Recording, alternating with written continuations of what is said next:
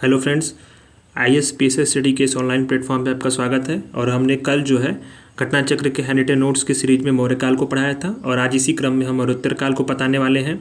मौर्योत्तर काल जो है इसके बारे में बताने से पहले मैं आपको एक सूचना दे दूं, इस PDF को आप हमारे टेलीग्राम चैनल से जरूर डाउनलोड करिए। इसको बार बार आप रिवीजन करिए। इसमें हमने मैप को भी अटैच किया हुआ है ताकि आप बार बार मैप को देखिए तो आपको जो कॉन्सेप्ट है वो बिल्कुल क्लियर होगा। आप उनके वर्तमान स्थिति को देखिए, राज्यों के जो मैप में दिए गए हैं, और उनके क्रम को याद करिए। पूर्व से पश्चिम और उत्तर से दक्षिण का जो क्रम है, यही क्वेश्चन UPPCS RO और BPSC में बनता है। तो इस क्रम को जरूर आप याद करिए, देखिए उसको बार बार, कम से कम 15 बार देखिए, आपको एकदम कंठस्थ हो जाएगा। तो ये जो हैंडरिटन नोट्स है इसका आप PDF हमारे टेलीग्राम चैनल से जरूर डाउनलोड करिएगा।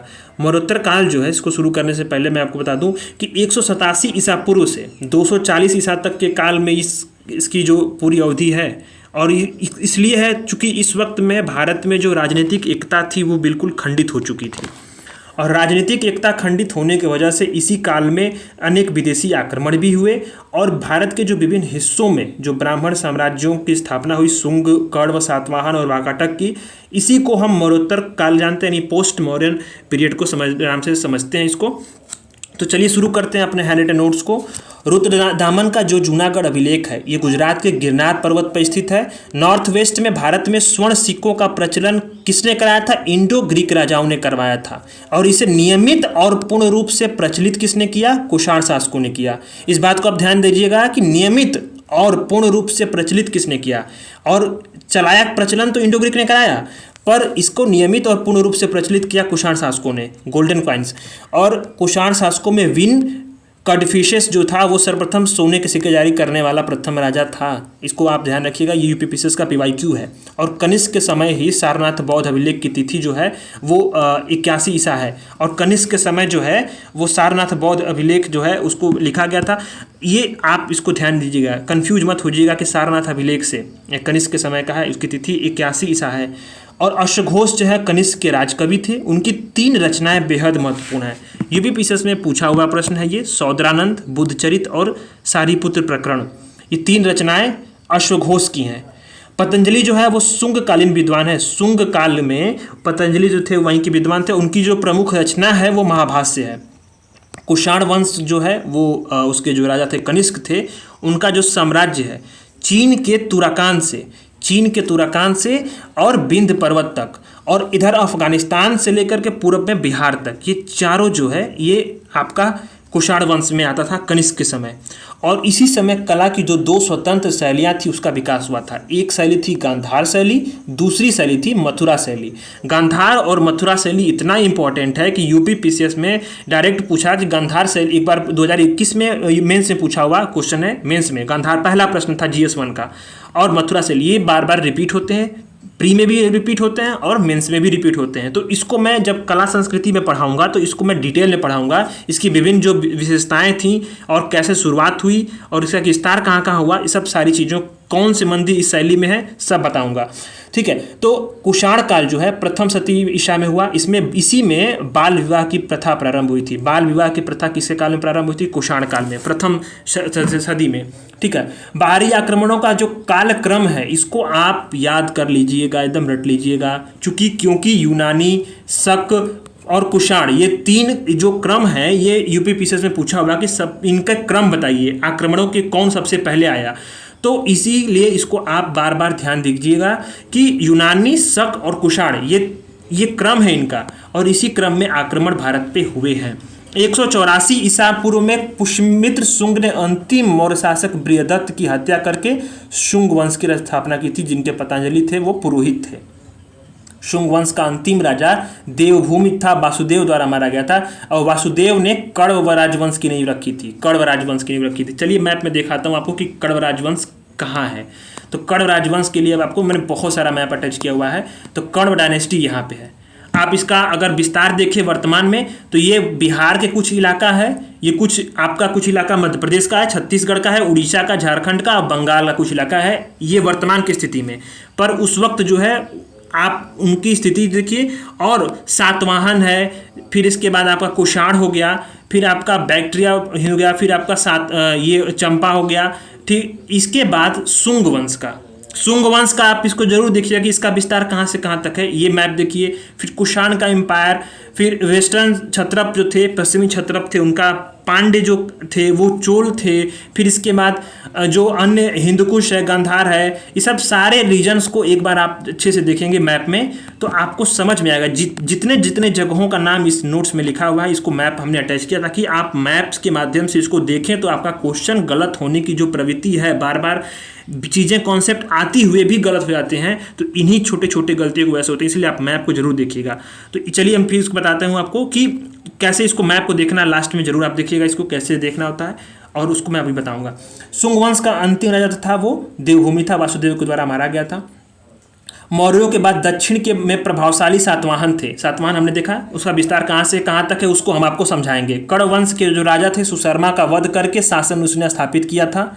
सातकर्णी प्रथम इसी वंश के सातकर्णी उपाधि धारण करने वाले प्रथम राजा थे, और नागनिका के नानाघाट अभिलेख से इसकी जानकारी मिलती है। शासक जो थे वो गौतमी पुत्र सातकर्णी ने फिर से चातुवर्ण स्थापित किया और वर्णशंकर को रोका। वर्णशंकर, इसीलिए इसे वर्ण व्यवस्था का रक्षक कहा था। इसने 4 वंश जो वर्ण व्यवस्था थी उसको फिर से स्थापित किया, और जो वर्णशंकर मतलब जो वर्णों में जो मेल हो जाता था, शादियाँ होती थी जो अन्य वर्णों से अन्य वर्णों में, तो उसको उसने रोका, इसलिए इसको वर्णशंकर, इसलिए वर्ण व्यवस्था का इसको रक्षक कहा गया है। और वशिष्ठी पुत्र पुलभावी को दक्षिण पथेश्वर कहा गया। दक्षिण पथेश्वर जो है मैं आपको दिखाऊंगा मैप में सारी चीज़ें कि दक्षिण पथ कहाँ पे है, ठीक। तो और कलिंग के चेदी वंश का संस्थापक महामेघवाहन था। खारवेल महान शासक था। कलिंग के चेदी वंश का संस्थापक महामेघवाहन था, इस बात को ध्यान दीजिएगा। मेघवाहन ये गलत हो जाएगा अगर आप नहीं ध्यान देंगे, तो क्वेश्चन आपको पक्का गलत हो जाएगा अगर ध्यान नहीं दें। खारवेल जो वंश जो है इसका महान शासक था। खारवेल के बारे में भुवनेश्वर से यानी उड़ीसा के थोड़ा सा दूर उदयगिरी की हाथी गुम्फा अभिलेख है, और उसी से इसकी जानकारी मिलती है। और ये जैन धर्म के प्रति झुकाव रखते थे, ठीक, जैन धर्म के प्रति झुकाव रखते थे। अच्छा देखिए, इसमें थोड़ा सा कॉन्सेप्ट में अगर आपको कभी आता है प्रश्न, तो कलिंग जो था वो अशोक के समय आप नाम सुने होंगे, कलिंग विजय, तो वो उड़ीसा था। तो उसी के समय आप इसको ध्यान देंगे तो आप समझ में आएगा कि उड़ीसा कहाँ है मैप में। आप विजुलाइज करिए दिमाग में थोड़ा सा। फिर इसके बाद इसके संस्थापक कौन थे? खारवेल, महामेघवाहन था। खारवेल इसका महान शासक था, और इसके बारे में जानकारी किसकी मिलती है? उदयगिरि की हाथी गुम्फा अभिलेख से। और आप ध्यान दीजिएगा कि खारवेल जो है उसी के बारे में जानकारी मिलती है। और हाथी गुम्फा अभिलेख कहाँ पे है? उदयगिरि जो है भुवनेश्वर से थोड़ा दूर है, यानी ये कहाँ होगा? उड़ीसा में होगा। जैन धर्म के प्रति इसका झुकाव है। तो इसी तरह से आप थोड़ा ध्यान करके आप इस मैप वाले जो क्वेश्चन होते हैं इसको आप सही कर सकते हैं। स्ट्रैटो जो है, स्ट्रैटो सेकेंड जो है हिंद यमन शासक है। इसने शीशे के सिक्के जारी किए थे, लीड का शीशे के सिक्के जारी किए थे। आप ध्यान दीजिएगा, बहुत महत्वपूर्ण है ये प्रश्न, यूपीपीसीएस में आया हुआ है। हिंद यमन शासक अगथाक्लोलिकिस के सिक्कों पर संकर्षण या बलराम या वासुदेव का चित्रण मिलता है। मिलिंद जो है, मिनांडर जो है 165 से 130 ईसा पूर्व में इसका कालखंड है। संस्कृत के काव्य शैली का नमूना कहाँ पे मिलता है? रुद्रदामन के जूनागढ़ अभिलेख से। डेमेट्रियस कहाँ है? हिंद यूनानी में। रुद्रदामन शक, ठीक। विम जो है कुषाण। फिर गोंडोफर्निच कहाँ पे किस राजवंश संबंधित है? वो पल्लव से है। कुषाण शासक कनिष्क के सिक्कों पर बुद्ध का अंकन मिलता है। किसके सिक्कों पर बुद्ध का अंकन मिलता है? वो कुषाण शासक कनिष्क के। योद्धेय शासकों का साम्राज्य जो है साउथ ईस्ट पंजाब से लेकर राजस्थान, इसके सिक्के पर कार्तिकेय का अंकन मिलता है। शक संवत 78 ईसा में प्रारंभ हुआ, और शक और विक्रम संवत में 135 वर्ष का अंतर है, इस बात को ध्यान दीजिएगा। वर्तमान में किस कैलेंडर का प्रयोग होता है? तो वर्तमान में तिथि और वर्ष के लिए ग्रेगोरियन कैलेंडर का प्रयोग होता है, ठीक है, ग्रेगोरियन कैलेंडर का प्रयोग होता है। पर जो शक संवत और कनिष्क विक्रम संवत है, इसको आप जरूर ध्यान दीजिएगा। विक्रम संवत की स्थिति जो क्या है प्रारंभ होने की? 57 ईसा पूर्व है। अश्वघेष और वसुमित्र जो थे वो कनिष्क काल में थे, और कालिदास जो थे वो गुप्त काल में थे। कंबन जो थे वो 12th सेंचुरी में थे। कंबन की महत्वपूर्ण रचनाएं कुछ हैं, और उन्होंने किस चीज़ की रचना की है इस बात को आप कमेंट करके बताइए, गूगल सर्च करिएगा, बहुत महत्वपूर्ण है, यूपीपीसी में पूछा हुआ है, बार बार पूछता है, और आगे भी इसकी पूछे जाने की भरपूर संभावना है। रब तक जो है, रब तक अभिलेख कहाँ पे है इसका, ये आप मिलता है आपको अफगानिस्तान में। 1993 में इसकी खोज हुई थी। कनिष्क कुषाण वंश के शासक कनिष्क के इसमें वर्णन मिलता है। इसमें 4 शहरों के नाम है, साकेत, कौशाम्बी, पाटलिपुत्र और चंपा। पुष्यमित्र शुंग द्वारा 2 अश्वमेध यज्ञ किए गए, इसमें अयोध्या के अभिलेख से इसकी जानकारी मिलती है। पुष्यमित्र शुंग द्वारा 2 अश्वमेध यज्ञ किए गए थे। सातवाहन शासकों ने स्वर्ण सिक्के नहीं चलाए थे। सातवाहन शासकों ने स्वर्ण सिक्के नहीं चलाए थे। स्टेटमेंट में क्वेश्चन दे देगा, आपको कंफ्यूज कर देगा। ये स्वर्ण सिक्के किसने चलाए थे, ये भी ऊपर आप वीडियो देखिए, मैंने आपको बताया हुआ है, आप दोबारा देखिएगा नहीं आ रहा है तो, या फिर आप नोट्स को पढ़िए। सातवाहन शासकों ने स्वर्ण सिक्के नहीं चलाए थे, किसने चलाए थे, नियमित किए थे, और किसने शुरुआत किए थे, कमेंट करिए, या फिर आप दोबारा इसको देखिए नहीं आ रहा तो। मिलिंद पन्हो तभी आएगा आपको। मिलिंद पन्हो जो है उसकी किस रचना, किसकी रचना है, मीनांडर की रचना है। तक्षशिला जो है वहाँ पे पतिक लेख पाया जाता है। किस मूर्ति कला के लिए हरित स्तरित चट्टान शिष्ट का प्रयोग किया गया, गांधार मूर्ति कला के लिए हरित स्तरित चट्टान शिष्ट का प्रयोग किया गया। सातवाहन शासक गौतमी पुत्र सातकर्णी को नासिक अभिलेख में एका ब्राह्मण कहा गया। किसे एका ब्राह्मण कहा गया, गौतमी पुत्र सातकर्णी को। शुंग जो है उसकी पाटलिपुत्र थी, कंदम की बनवासी थी, और सातवाहन की पैठन थी, चंदेल की महोबा थी। ये राजधानियाँ हैं। और इसके बाद हम मैप को देखते हैं। इसी में मैप को देखने का सबसे अच्छा तरीका है कि आप मैप के वर्तमान स्थिति यानी राज्यों को देखिए, और पूरब से पश्चिम और उत्तर से दक्षिण का क्रम देखिए।